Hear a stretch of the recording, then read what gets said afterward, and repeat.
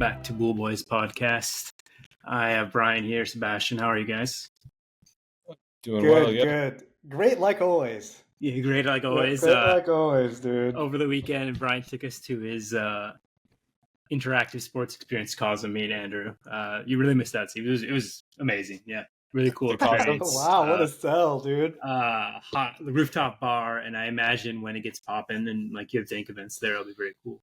We watched a couple UFC things, but I think JT and Tulu had seen soccer there too. Canada play third place game. So yeah, cool. Very, very cool. Thanks for showing us, Brian. It was fun. Yeah, you got to make yourself out there sometimes, Sebastian. At least during the summer, it's like we're trying to fill the venue, so it's like people can just bring in people for free really easily.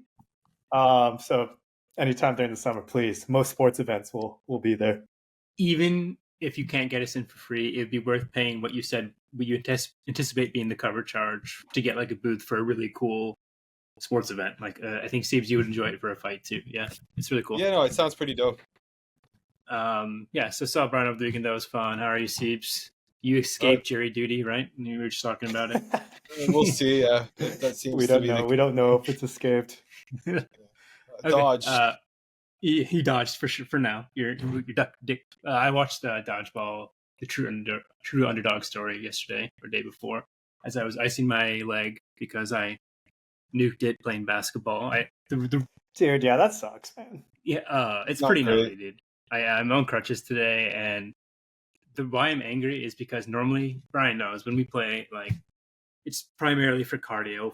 Some guy really wants to go hard and really wants to win. Just like kind of let him have it in that respect. Like not going to go up and try to get yourself injured. That was the primary thing for like 4 or 5 years. This one guy comes in, starts calling all these ridiculous fouls, and it just irritates me. And so I decided to team up a little bit more, and then I hurt my ankle. Literally the next play. It just like going for a block. It just let him have the layup. Like literally the decision is made. I'm going to D up a little harder, and then you get injured the next play.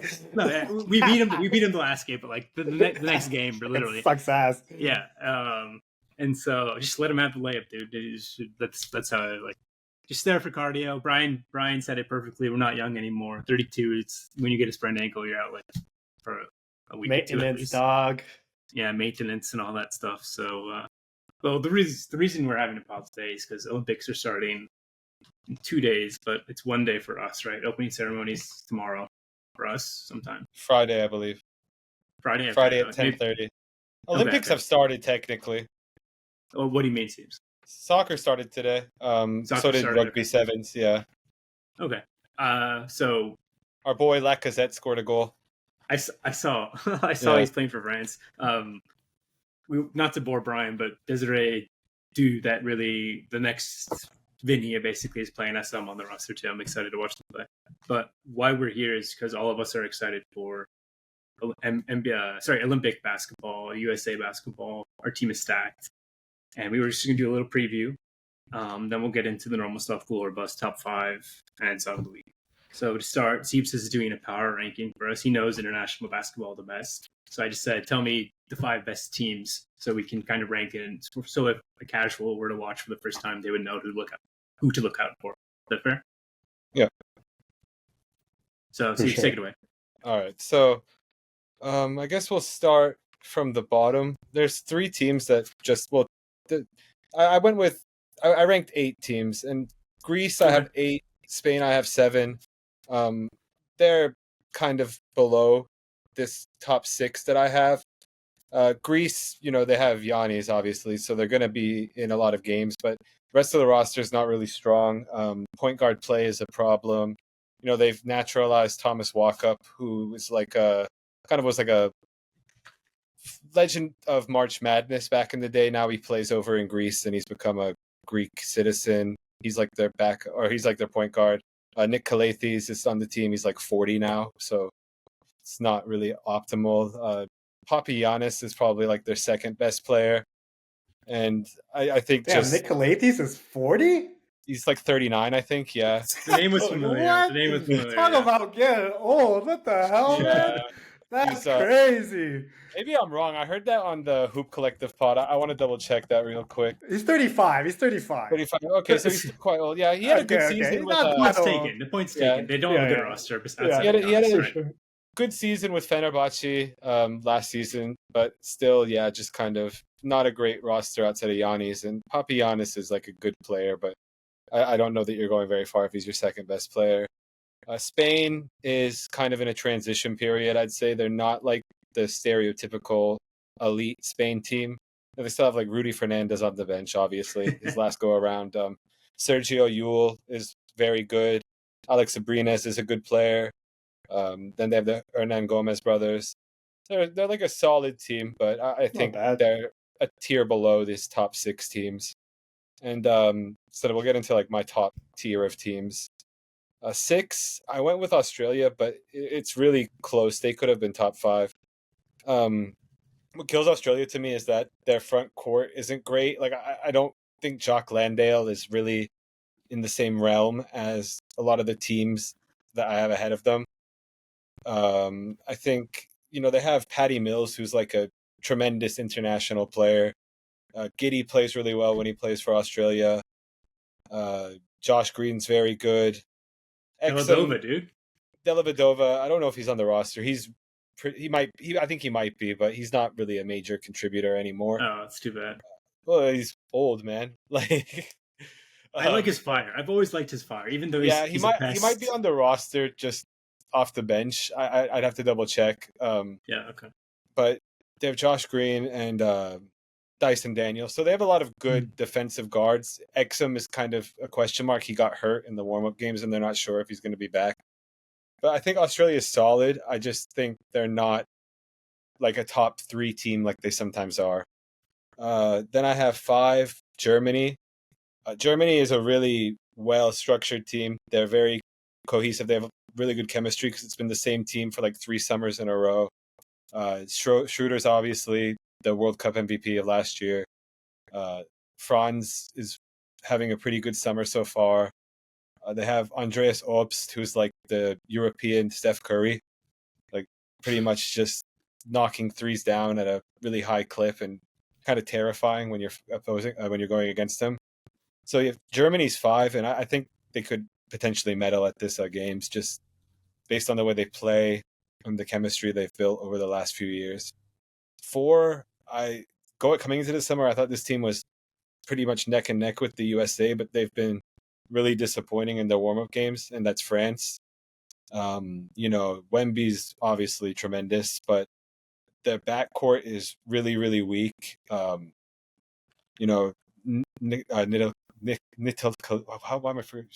Just call him Frank. Yes, Frank. Yeah. Frank is not you don't want to optimal. be sketchy pronunciations like Bill Simmons always has a sketchy pronunciation. His name? Steph has had a sketchy. Yeah. Ntilikina. So there we go. Frank. Yeah, Big Frank. He's like he's a decent player if he was like your backup point guard, but I don't necessarily think you're getting very far if he's like your top of the line ball handler. I think Fournier is kind of on his last legs, and Gobert is it's a really dominant rim protecting duo, but it's clunky offensively. I think they're like 1-4 this summer. They won their first exhibition game and have lost 4 straight. And yeah, like if you're depending on Frank and Nando De Colo, you're not really up there, in my opinion. They do have my boy Gershon Yabusele, though, who one of my favorite players, and looking forward to watching him. 3, I have Canada. This might be controversial. They could easily be 2. And I think most people have them too, but I have Canada. I think like their front court is the question. Dwight Powell, not really great as a starting center. Kelly Olynyk is a good option off the bench. They are deep.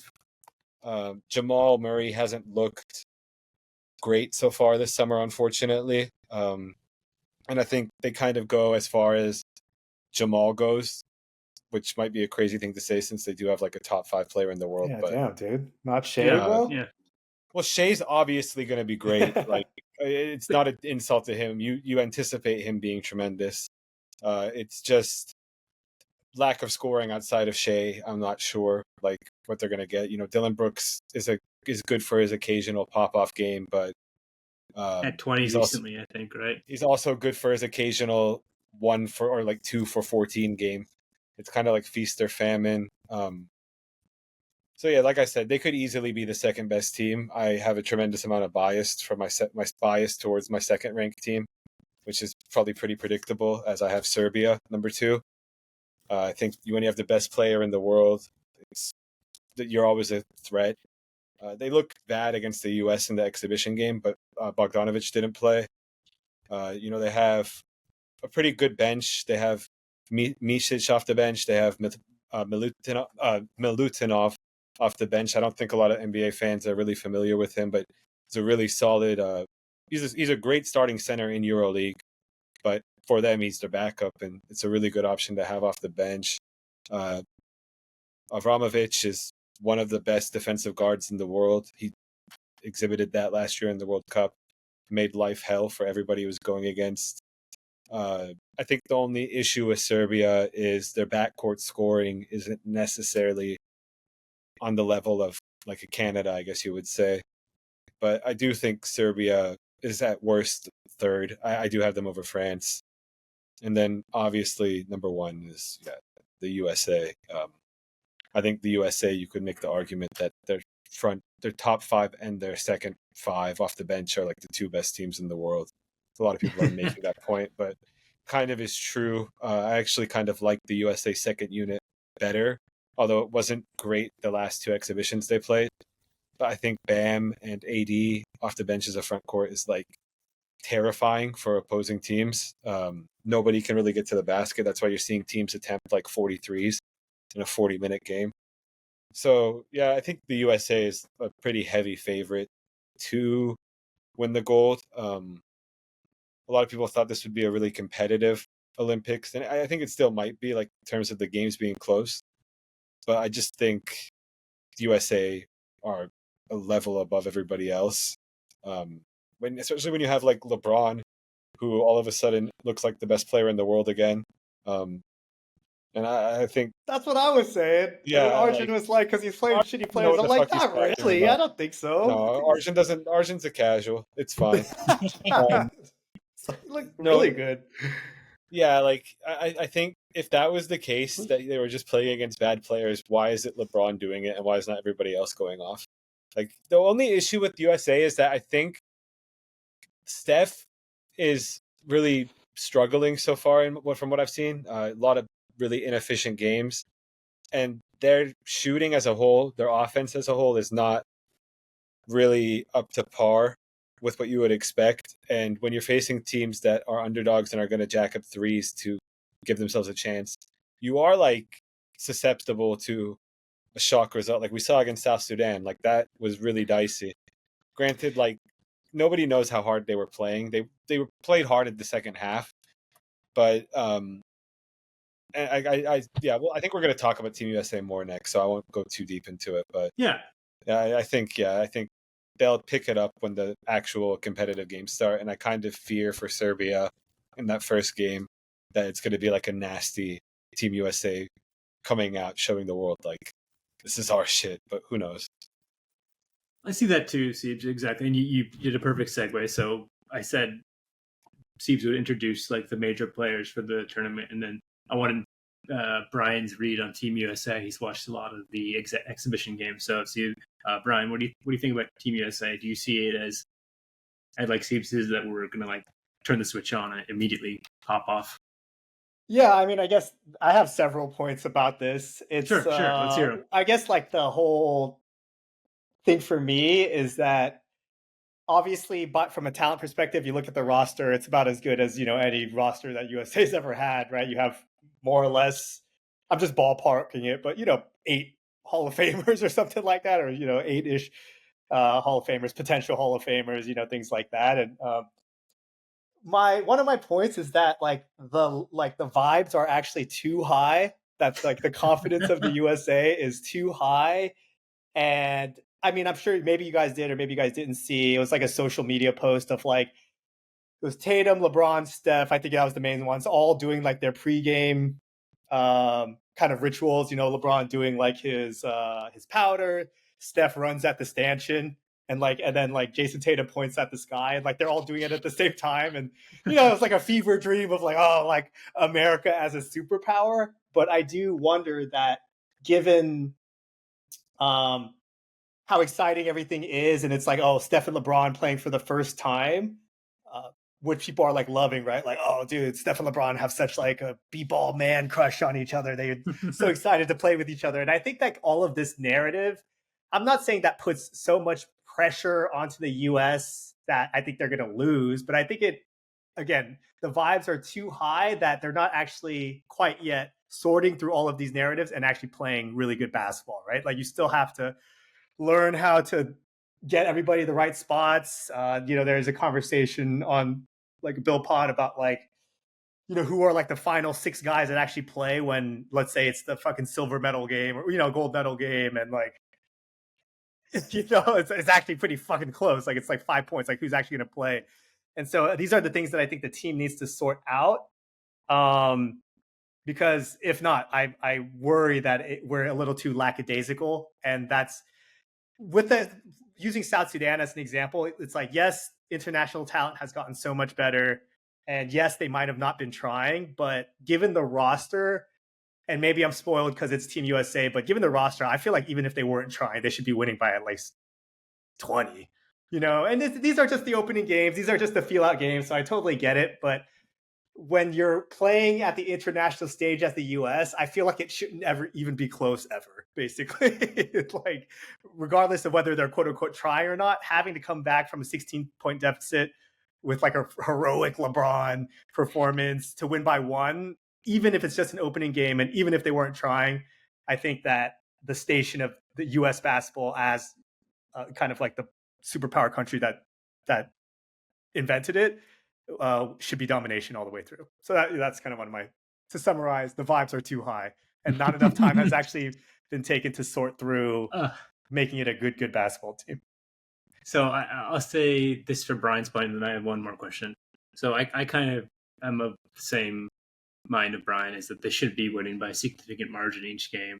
Because how often do like 3 of the generational players of the old guard, all 35 plus, decide to play? Like very easily could have been like Jaylen Brown. Who else? Like who's next up? I don't know. Evan Mobley. And like we've been playing with those, but KD, Steph, and LeBron all decided to play 35 plus or older, which is Joel. Yeah, Joel. We got Tatum Joel is the reigning champion. Say what you want about Tatum, but he's the reigning champion. It's like it's a very stacked roster. Ridiculously stacked. AD. Yeah, exactly. So I was expecting more. I'm kind of that mind. And then my overall question to you and Siebes, I know Siebes had a couple things you want to talk about too, is what do you guys think about this Embiid thing? Apparently he's hurt a little bit. He can only play like 15, 60 minutes. It doesn't look that great. A lot of calls for 80 to start. What's your read on it? Siebes, go first. He's been playing better the last few games. He looks clunky, and it feels like he doesn't play within the flow of the offense. You do have to get him his touches, and they have to be like specific Joel Embiid possessions. It feels like it's a difficult thing to work in. I can see what the high side of it is, though, like why you would do it, because it is such a matchup nightmare for every team if it's going well. I think maybe you close with AD, but you probably want to start the game with Joel, just so you can maybe build the lead, have him go off a little bit. It's a tough question. I don't think it's cut and dry. I thought it was the first few games. I thought I don't know that Joel should be starting or even playing a lot of minutes. It's looked better, so I'm kind of now of the mind that it's okay. And there's like this added layer. You made him like switch over. There's some expectation he would play. Nobody made him. Nobody. I was about to say the same thing. Nobody made him, dude. He had 2 other countries he could have played for, and he wanted to play for the US. Okay, so you're saying we have no obligation to Joel at all, and if they sucks, do. Ash, you have a good point. They recruited him really heavily. You're not totally wrong. Yeah. So like at some point, like that's probably there's some sort of politics there, but the team looks so much better with AD playing. See if you had some other things you want to talk about Team USA. I think back to like the vibes are too high thing. That's probably sort of true, but I also think the reason I don't think that the US is going to blow out a lot of teams is they're at a huge disadvantage when it comes to the rest of the world with the chemistry. Yeah, 100%. every single year it's like a new roster. They don't have any continuity. You look at every other team in this tournament, it's pretty much been the same team for like 3-4 years running. Every single tournament they go through. Like I said, when going back to Germany, it's one of the main strengths of Germany, because you look at Germany's roster. Yeah, it's not the world's strongest roster, but they play really well together. Canada, even besides Jamal, this whole team was together last summer. USA, it's basically like Anthony Edwards was there last summer. Tyrese was there last summer. I don't think anybody else on the roster was in the World Cup last year. And they don't play any of the continental tournaments, the NBA players. Like, they don't play AmeriCup. They don't need to. Like, I understand. But they don't really have much time to build up chemistry. So that's why you do see a lot of times in these exhibition games, it looks like a struggle. The Dream Team, I believe they did play in the AmeriCup so they could qualify for the Olympics. Like, they actually went out and they won every game by like 90 points. Like, it was not really like competitive, but like, because you're playing against like, I don't know, like Dominican Republic and teams like this. No offense to those countries, but when you're talking about like Michael Jordan, Scottie Pippen, and all those guys, you're not going to like, it's not going to be very fair. So I do wonder, like, I understand the NBA season's really long. You're not going to have a lot of opportunities to play with your national team if it's not the big tournament. But I kind of wondered maybe they should bring the Olympic or the World Cup team back in heavy numbers this year just for the chemistry standpoint. But it doesn't seem to be their approach. Yeah, I agree 1,000% with the chemistry point.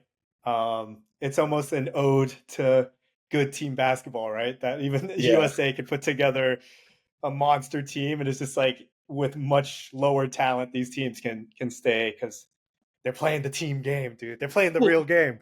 Basically, yeah, it is true. Yeah, they're playing the true game, right? So they can keep up with even a monster stack team. That's true. That's cool. You're just mashing a bunch of guys, mashing guys together. But the thing that I think is understated is the 3 seconds in the key. I feel like guys aren't really used to it. And Steve's, correct me if I'm wrong, but isn't in EuroLeague basketball, is there a 3 seconds defensive three?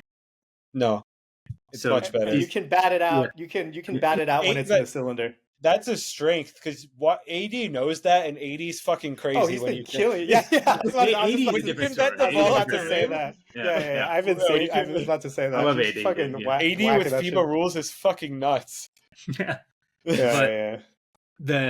It's more organic for all these other players because they know the rule set, right? It's a chemistry thing, and there's a rule set change, and these guys have played a long 82 game season, sometimes deep into June for the playoffs and stuff. So all these things contribute, in my opinion.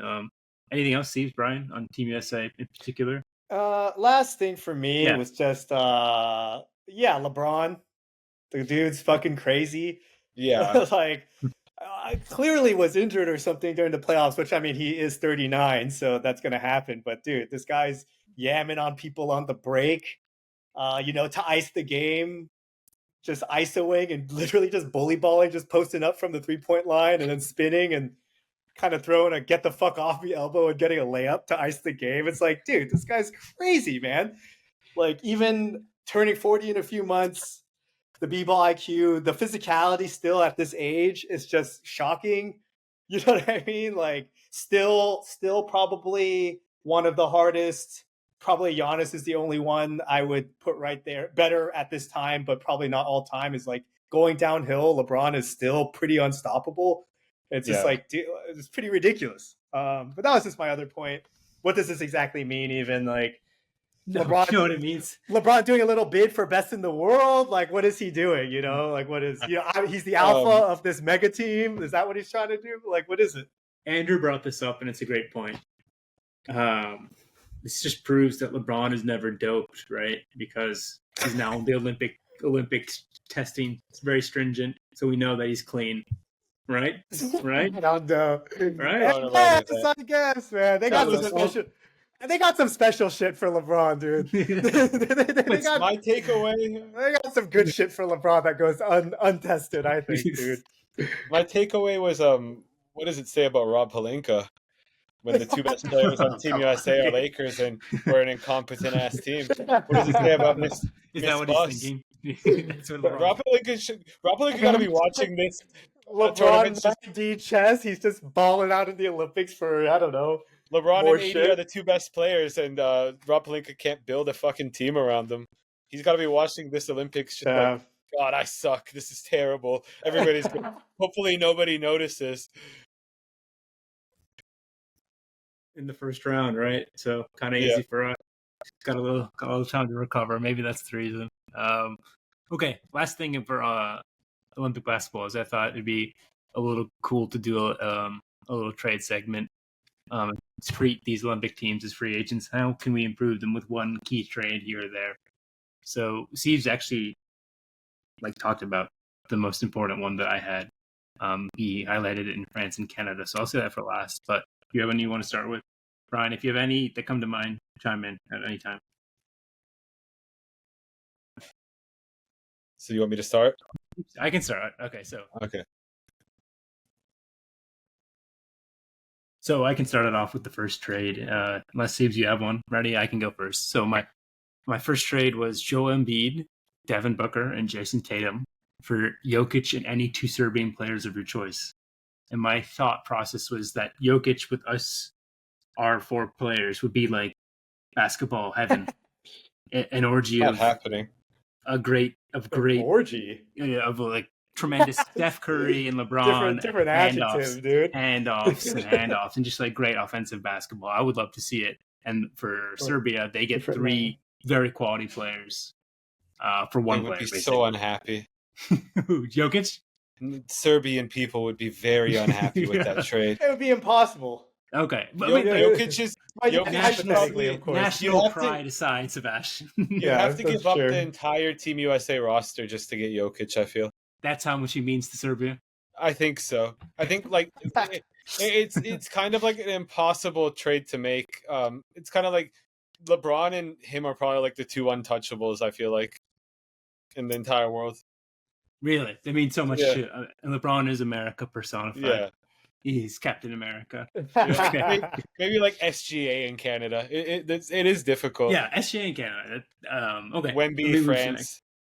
Jamal Murray for Jason Tatum.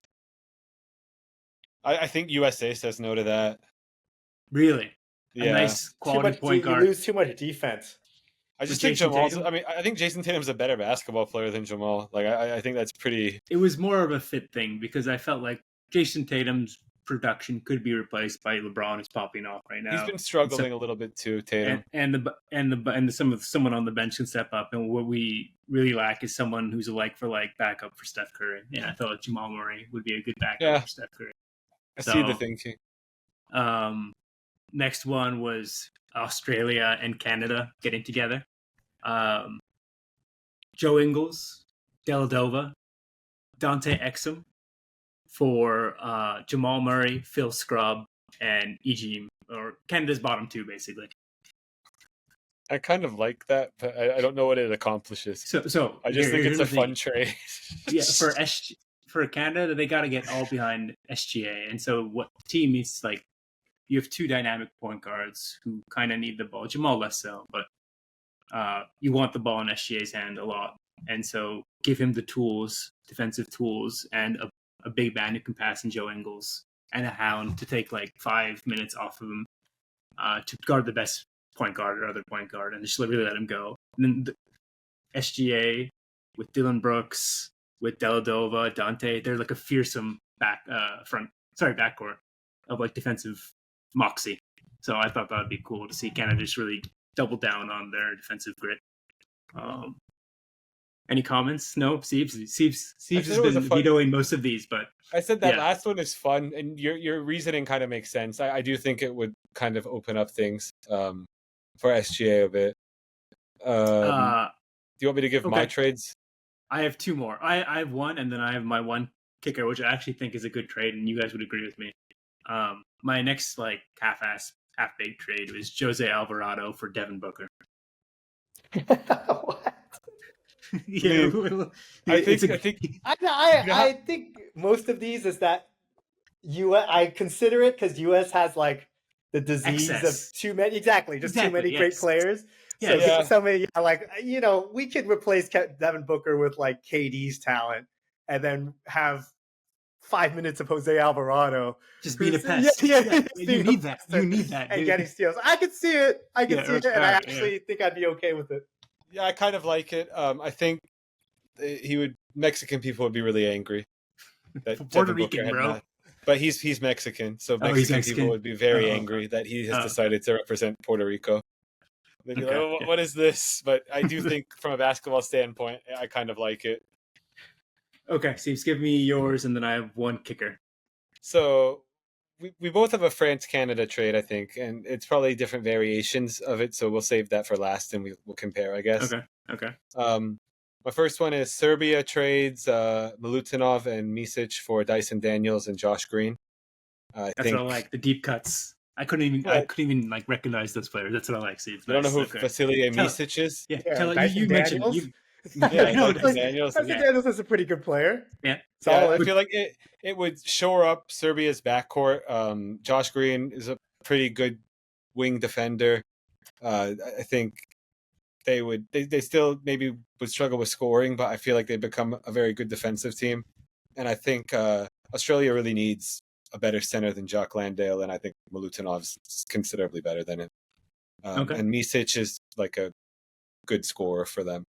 Might make Australia a little better than it makes Serbia, but I do like it for both teams. Next I have Japan trades Tominaga for Wenyan Gabriel. That's a crazy trade, dude.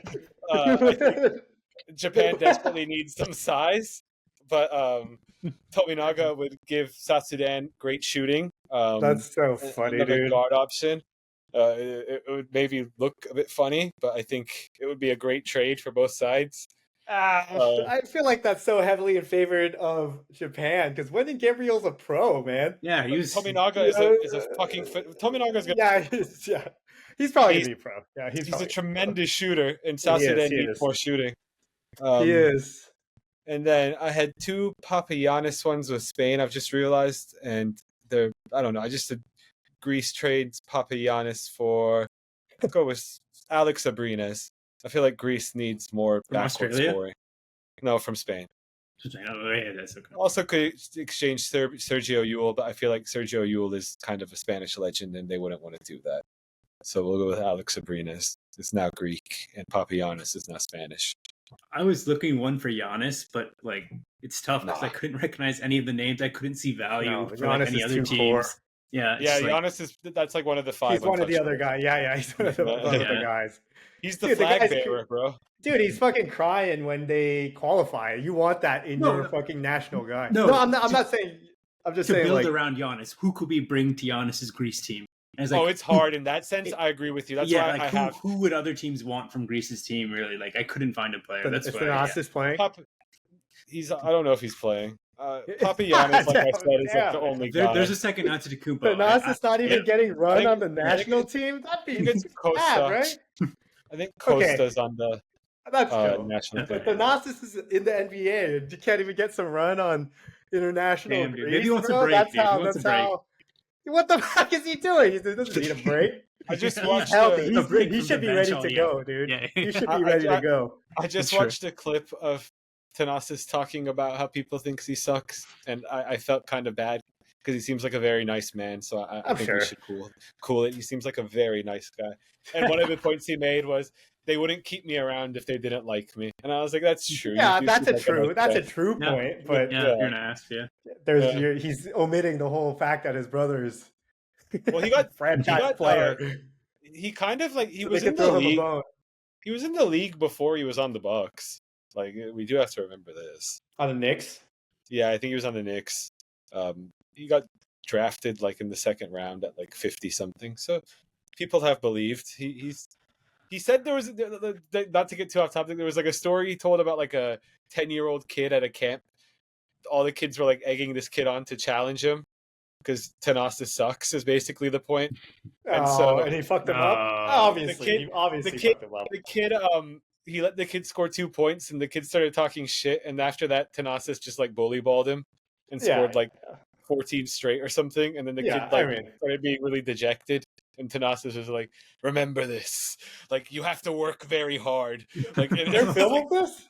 No, I don't think so. He was just doing it No. on some podcast he was a guest appearancing on, and it showed up on my YouTube recommended, and I was like, that's a very crazy story. I mean, but- obviously, relative to fucking randoms, when we judge NBA players, we're judging relative to each other, and relative to Yes. other NBA players, It he just is was a very funny story. The Like, Nas is I'm bully sure- balling a 10-year-old. yeah. Like, I'm sure he's gonna be beating, fucking 98% of people he plays basketball with. Yeah. 95. No, he's training with NBA players, dude. He'll be fine. Yeah, for sure. But yeah, so you give your France-Canada trade first, and I'll give mine after. Okay. Jamal Murray's involved again. Same here with mine. Okay. Jamal Murray for Rudy Gobert. Straight up? Straight up. Okay, so mine is slightly different because I think France needs 2 guards. I have Gobert, Fournier, and Yabusele for Murray and Dort. That's a better one. Yeah. That's shockingly fair. Yeah. I thought only reason I couldn't shockingly do 2 quite for 3 or 1 for 2. Pretty agreeable on both sides, I'd say. Everyone has 12 on the roster. Dort's a good pickup it is. for France. It'd be a good. They have Dylan Brooks already. Yeah. France is starting and RJ Jamal. Barrett. Jamal. And they have RJ Barrett too, yeah. Yeah. Jamal, Dort, Wemby, and then who else? Bilal. Are you talking about France? Yeah. If in your trade scenario, who's the starting 5? Right. With mine? You got Wemby. You got okay. It would be Wemby, Dort, Murray. Then I guess you have to go with. I guess I've traded 3 of their starters, or 2 of their starters. You still probably have to start Cordinier, Batum, but maybe Batum starts. Yeah, Batum starts, and then you go Koulibaly. Yeah, Koulibaly. The fountain of youth, Batum. Batum has been snaking like a. Oh no, Lesort would start. Good playing spot on a basketball team for way too long. It seems. Yeah, people seem to love him. Mikel Lesort would start. He's like a very good EuroLeague player. He would be like the 5th starter on that roster, probably. I felt like there's a lot of overlap in Canada and France too, and that their strengths complement each other's weaknesses if there's some mix between the two. If they combined, a lot of people have said this, and I think it's very true. Yeah. So I'm excited for a Wemby pop-off for sure. Excited to see Team USA if they turn it into 2nd gear or even 3rd gear if they need to. And then there's 2 other teams you mentioned, Steve, like Canada, Spain, Greece, all those teams. I'm scared of a Wemby pop-off. No Wemby pop-off, dude. You've been calling it for a year, and you're not down for it now? It's just too scary to see coming, dude. Reality is so much more frightening than the idea, dude. It's ridiculous. I have a bad feeling about this France team having another really shitty summer like they did last year. Just because, they've lost 4 straight. Yeah, and they true. look like shit. Although they almost did beat Australia, but they ended up losing. But like they've lost to Germany. They got kind of dominated by Serbia, kind of dominated by Canada, and then lost to Australia by 1. So they're kind of limping into it. Yeah. Hopefully, he's still young. He's probably tired. I won't fault him, but he looks pretty good still. Playing 25 minutes a game every day. He's been fine. Well, he played like 73 games. You know what I mean? Like I feel like he's been awesome. Problem. Yeah, he's been awesome, dude. He's been awesome. Okay, that's it for our basketball thing. Unless you have any final words on Olympic basketball, guys. No, I think we did a good job. We covered a lot of the big teams and a little fun here and there. Shout out Derek White. Shout out. Why? Oh, I don't know. Oh, wait, no. I want to make one point. I forgot. I think off the board, what would be a great thing to happen is if Jaylen Brown, out of his spite, decided to become Serbian. That would be the ultimate thing that should happen. That's a good combo. Jaylen Brown should become a Serbian national and play for Serbia. He should do it out of spite and then give the U.S. a real run for the money. With 1,000% not happening. I think it should. The only thing, there are geopolitical reasons I could see it being difficult. They have good synergy on the court. That'd be really cool to see on the court. You can talk about I'm the gonna make politics the on a pitch. different pod, Sebastian. Okay. I just said there are factors. Those in the know would Hollow know. bastards. Hollow Hollow Bastion. bastion. No would know. Maybe if you read some history, Ashwin, you'd Hollow get bastion political pod would go crazy. Yeah. I don't think it would be World guest history, world international history. I would tune in. I would It listen to that goes every week. crazy, So dude. there you go. it would be, I'm biased towards certain things. So Okay, you gotta let's take a break. dismiss. We'll do top 5 and Board Bus real quick after this. I ain't talking about politics. Everything's Something content. like that on the Everything's pod. content, dude. On the pod, dude. Keep my political views out of this. Okay. All right. We're back. Bueller Bus. Whoa, sorry. Whoa. Bueller Bus. Top 5. Top 5 is Bar Foods. We saw what Brian offered in Cosm, and I also went somewhere else this week. Just interested to see what you guys get when you go to bars. So that's the top 5. Bueller Bus. Who wants to go first? Please, you, Ashton. Okay, and my bust is my ankle injury. I don't want to shout. Oh, dude. It's pretty gruesome today. It's starting to bruise and stuff, but yeah. I've been very lucky, so I'm not gonna wood. I think I was due for a basketball related injury. No, that's the problem. We shouldn't be due for anything, dude. You play all around. That's what I'm trying. That's what we should be achieving for. Everybody healthy. The thing Health is, all around. I haven't stretched that much this week, and so a lot of factors involved. But yeah, injuries, can't really walk, been on crutches, so big bust. My mobility is shot. Bool is that got the AC working again, called the HVAC person who's the clog line. So now it's not 85 degrees in this room. It's Nice. reasonable. So yeah, glad it got that taken care of. So that's been my week, injury and AC. I'm also supposed to be in Tokyo right now, so a confluence of busts. But on to you. Who's next? I can go. I called it first. Okay. Mine are simple. The Bool. I'll start with the two quick ones. Bool is Presumed Innocence. This Apple TV show, very good show with Jake Gyllenhaal. Just wrapped up. I think it's kind of like the show of the summer in terms of the buzz. A lot of good cliffhangers from week to week. If you were following along, and finally, I think they landed the plane pretty well.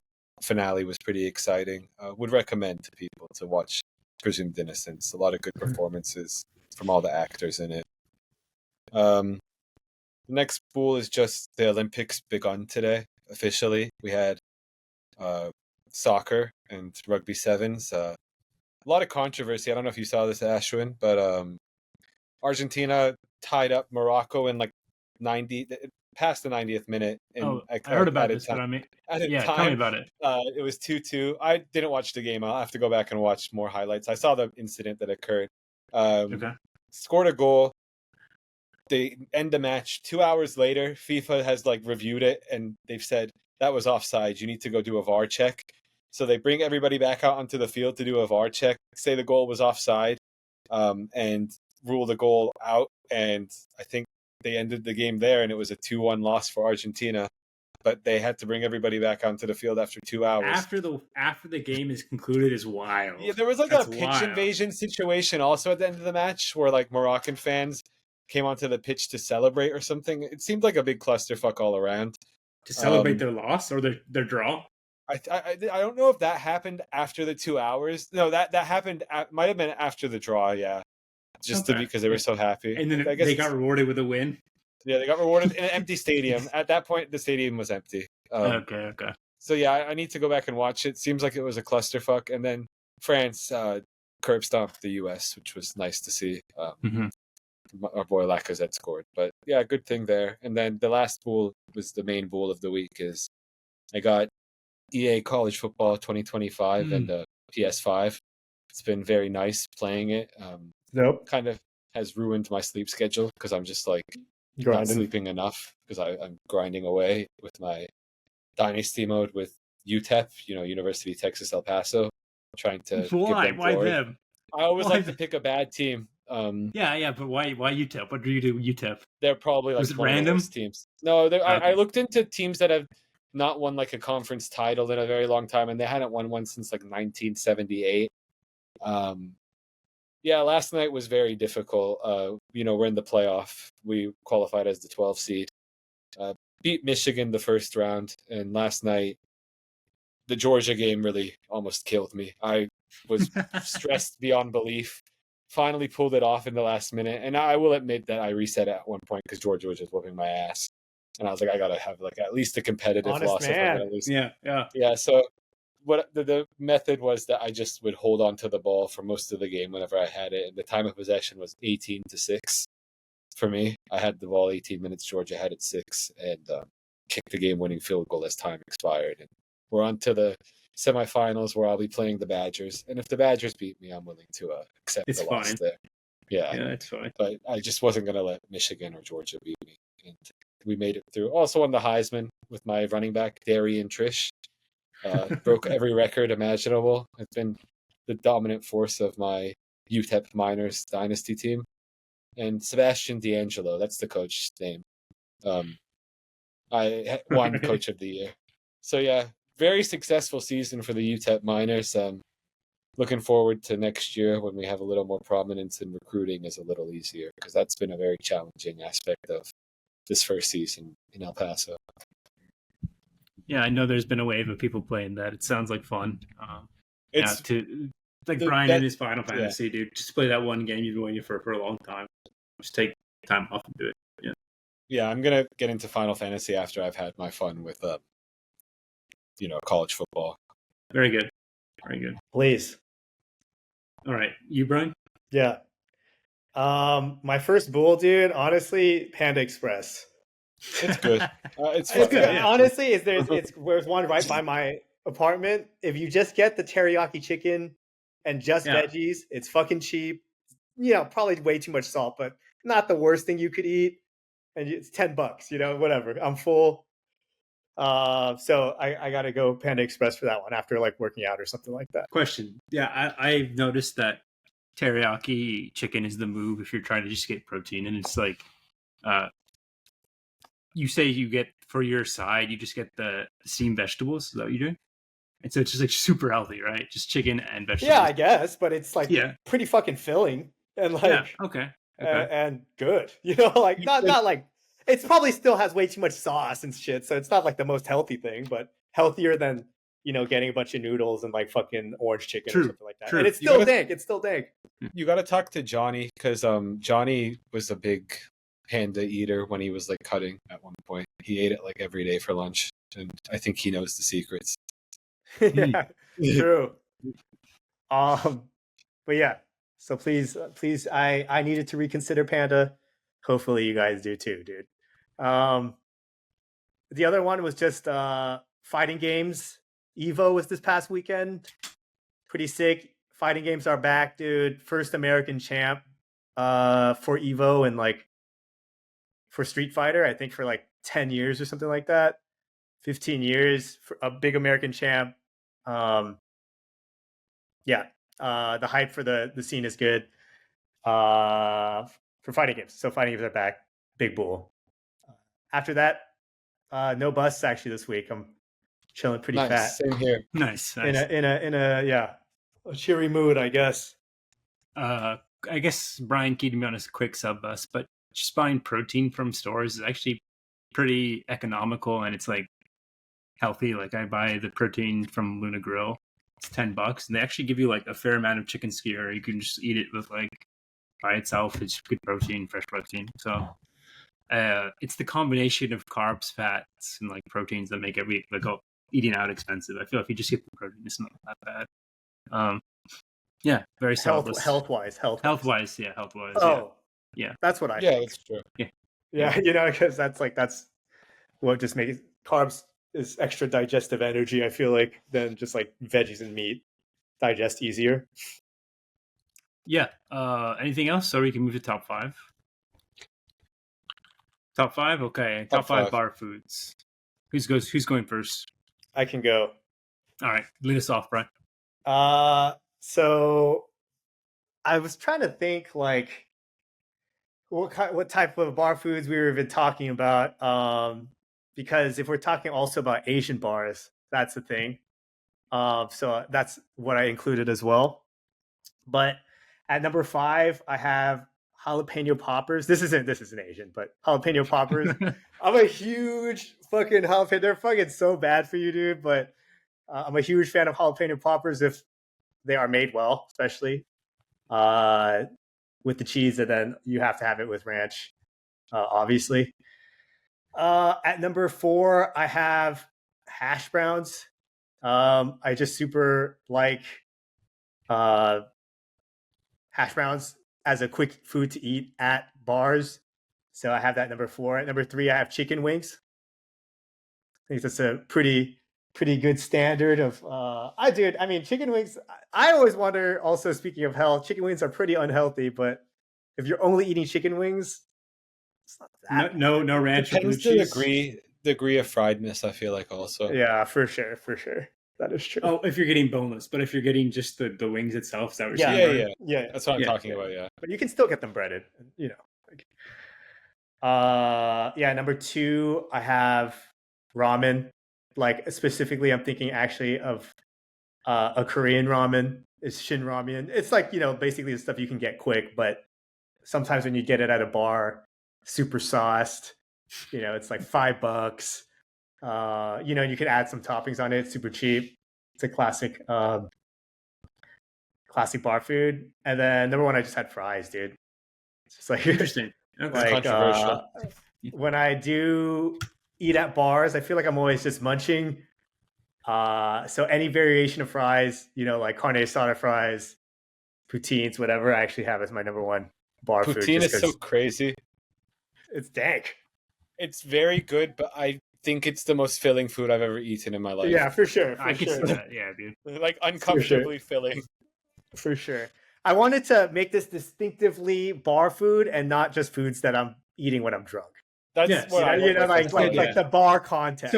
So tell me about this ramen. You go to Korean bars and they actually offer it to you. I've never experienced. Yeah, Korean bar. Yeah, or like at a pocha, which is basically like a Korean izakaya, dude. It's like always on the menu. Okay. Yeah, it's cheap. It's just shin ramen. It's the stuff you can buy, but like they make it a little bit nicer in a kitchen, and you could put toppings on it, and then it's just like super dank to eat at the bar, dude. Fair enough. Yeah. Enough said. Me I'll go or next. you? I'll go. Okay. It was your list. I'll go next. Okay. Honorable mentions. I have mozzarella sticks and jalapeno poppers as well. Nice, dude. None of these foods are good for you. I think we should just get that out the way. They're all fried, dude. That's why, man. Yeah. You're already going on a binger or sinning or whatever you want to call it. So it's Sinning. you don't Sinning. Yeah. Sinning. Whoa. Not that 5, serious. 5, I got nachos. Any type of nachos, honestly, but they're very good. Okay. 4, fried potato skins. Feel like they're overlooked, but I'm a big fan. Like potato Really wedges, basically. Not like potato skins where they got like the cheese and the bacon and the mixture in the middle. Sour You know what I'm cream talking a about? little bit. Yeah. That type of deal, like a sampler platter type potato skin. I feel you. 3, I got chicken tenders. Tendies. Of course, yeah. The only reason they're not higher is that I feel like they're also very filling. Like I feel like I have a bad experience of eating chicken tenders very wasted. I feel like I have a higher rating of tenders overall, but as a bar food, it's too much food. Yeah, exactly. 2, I got sliders. Sliders I feel like are a perfect bar food. And 1, I got wings. The classic wings of any sort. Kind of feel like when you're talking bar foods, you're talking about bone-in wings, but boneless are fine too. I had very similar as well. I can go next. So 5 would be chip, some sort of chip and dip, spinach, artichoke dip. Oh, that's a great call. Guacamole. Yeah, guacamole, that type of thing. Number 4. Are you just thinking of these off rip? No, I kind of. Yeah, kind of. I knew I wouldn't have a problem with it. So number 4, I would do tacos. Okay. Is that a bar food? I kind of will allow it, but if you're It's a going to bit allow sketch. ramen, you have to allow tacos, Brian. That's It fair. cuts both ways. You guys, the logic well, cuts both ramen- ways. Fair. I You kind don't of go feel to a tacos. Mexican bar and get tacos, That's Brian. fair. All right, that's Yeah. fair. Yeah, I kind of think tacos are more of a bar food than ramen now that Ash Really? is Yeah, I would bringing this agree. up. I would agree. Oh, Yeah, I I think they're disagree. both. I kind of get where both of you are coming from, though. Now that you've explained it, Just like the quick eat. yeah, It's not maybe- fancy at all. The ramen I'm talking yeah, about. I know what you're referring to. It's yeah. super dingy, but it's just dank to eat at these bars. Okay. Sorry. Yeah, I don't mean to. No. I lost my train of thought. I guess I'll go Tacos at number 4. You had tacos number 4, boneless wings at number 3. I know what number 1 is. I'm trying to think number 2. I guess I'll go like a slider type thing to slider with some fries. And then number 1 by a wide margin is nachos. I love nachos. I feel it goes perfectly with our food. I actually got I was just being dumb and I late night ordered Buffalo Wild Wings and I didn't know what to order, so I ordered the sampler sampler. Unbelievable. It was fantastic. It's so good. It's so good. what does it have on it? Mozzarella Has- sticks. Mozzarella sticks, Yeah, go ahead, Steve. nachos. Mozzarella sticks, nachos. It has some boneless wings, and it has potato skins. Potato I don't know skins if or it's potato like skins. Wedges, maybe. wedges. No, it's something else entirely. But yeah, you get the idea. Just a bunch of fried food. It was excellent. And what surprised me most is that I actually enjoyed the nachos the most. You wouldn't think Their about nachos it, are especially very good. yeah, and especially when it's traveled through a car and been here. But yeah, I think it's Onion quesadillas. rings. Onion rings. Onion yeah. rings, and I think there is a quesadilla on there. Did you might be finish right it? about that. I'm not at one sitting at all. Oh, Yeah. yeah. yeah, but Yeah, the it's nachos. more, Go it's not ham. good to do in one sitting. Yeah.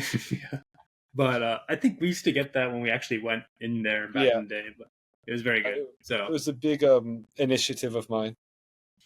You must have honorable been a mention. sampler. Yeah, I mean, it was good. It passed the test of time. I'll say that. My honorable mention would be either onion rings or pretzel bites with some sort of like beer cheese or mustard or something like that. That'd be my honorable mention for sure. Okay, Brian, did you have a song of the week? I know I put it on you last week. If not, I was going to say you could have done that Marvelous Capcom. Oh, I was thing. going to do it. Were you really? Yeah. Dude, so I had put it on my phone, and then like 2 times the next day, I was just looking at shorts, and for some reason, it started playing again, and it was dank. It was both times it was dank, dude. So take it away, Ryan. Explain. Yeah. So just to explain, one of my bulls was fighting games were back. There's a very famous game called Marvel vs. Capcom 2. It had a very jazzy arrangement for a fighting game, which is not super vibey. which is not common, which was not common back then, and not even common now. But it was just like a pretty innovative thing. Especially it was like Marvel vs. Capcom, the characters, 2 really cool franchises. You know, Spider-Man versus Ryu and shit like that, right? Super jazzy soundtrack and cool art. And so I showed Ashwin and Andrew the song of the week, which is River Stage, which is just a song on one of the stages, but just to give a good example of how hype the jazz soundtrack of MVC2 was, and kind of imagine how sick it was when it first came out, basically.